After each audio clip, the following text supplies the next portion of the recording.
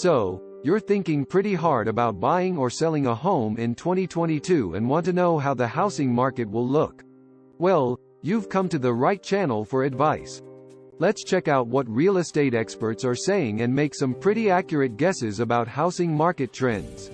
This will help you decide if you should just jump in to buy or sell your home, or if it's best to wait for markets to cool down and the bidding wars to stop. Let's take a closer look at what we think the markets are doing. One of the main driving factors that has exploded home prices throughout the country is because of large private investment firms. That's right. The pandemic caused the government to hand out billions and billions of virtually free money to large institutions, and although the stock market has been going up faster than it has in over 100 years, institutions are looking for more ways to spend the ridiculous influx of excess cash.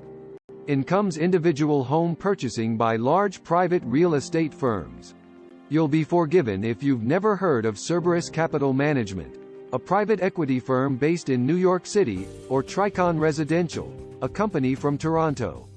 These are just two of many private large institutions who own hundreds of homes in San Antonio which they lease out as rentals. They're part of an industry known as single-family rentals, or SFRs, which is growing fast in cities across the U.S., and especially in Texas and the Sun Belt. Investors have been bidding on homes $30,000 to sometimes even $100,000 over asking price and paying cash. In Austin, Texas, the hottest city for real estate boom, institutions are buying every single house they can, paying many times $100,000 over asking price even for new home builds. They are secretly turning America into a rental society by cornering the entire United States real estate market. What makes this so concerning is this is something we've never seen before from institutions. They are literally pricing Americans out of purchasing homes. Here's an example. Over the past 6 years, 19 of the 32 homes on Tammy Sue Lane, a suburb in Laverne, Tennessee, have been purchased by a billion-dollar investment venture, part of an unprecedented flow of global finance into the American suburbs. Less than 10 years old, the company has amassed one of the nation's largest portfolios of single-family houses, becoming the landlord for tens of thousands of families.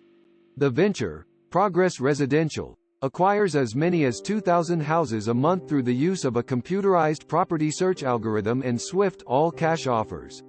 Progress executives boast that the company's efficient management practices have been a boon to their tenants who cannot afford to buy one of the entry-level homes. But according to previously undisclosed documents and dozens of interviews with renters and former employees, Progress Residential has been ringing up substantial profits for wealthy investors around the world while outbidding middle-class home buyers and subjecting tenants to what they allege are unfair rent hikes, shoddy maintenance and excessive fees. Another example. Look to Conroe, Texas, where D.R. Horton recently built 124 rental homes. The homebuilder built those homes out and subsequently put the entire subdivision up for sale.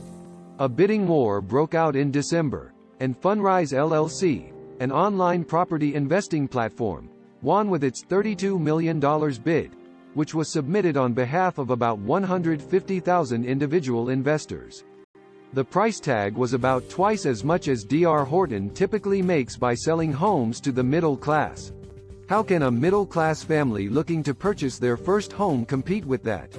Investors dropped a record $77 billion on homes in the past 6 months. That compares to the $55 billion spent on homes in the second and third quarters of 2020. Overall, the number of homes acquired by investors jumped 2.7% in the first quarter compared to the same period last year. The massive purchases have added to the nationwide housing crunch amid what has been a red-hot market. Investors are keying in specifically on single-family homes, which made up the biggest share of acquisitions and first-quarter growth, year over year. Nearly 39,000 of the 55,000 homes investors bought in Q1 were single-family properties, up 4.8% from last year. So will buyer demand for housing remain strong? Real estate experts say buyer demand will stay pretty darn strong in 2022.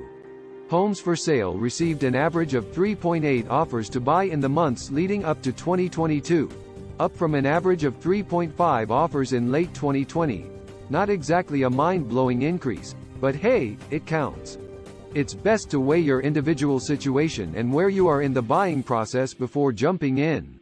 There are still opportunities for individual home buyers to own homes, but it's super competitive, so you want to have all of your ducks in a row. If you enjoyed this content, drop a comment below and let us know how you feel about the real estate market in your area. Don't forget to leave a like and subscribe. Thanks for watching.